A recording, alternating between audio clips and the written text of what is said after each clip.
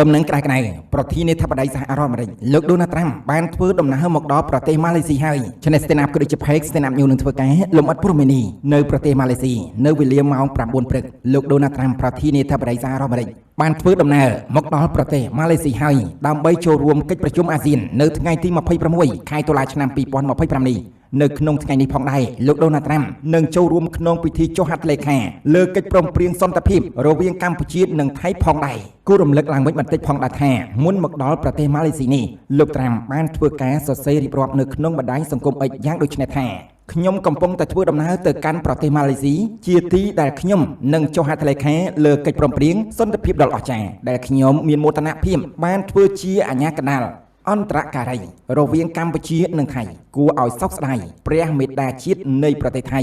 បានសោយទីបង្គន់ខ្ញុំសូមផ្ញើការចូលរួមរំលែកទុក្ខរបស់ខ្ញុំចំពោះប្រជាជនថៃ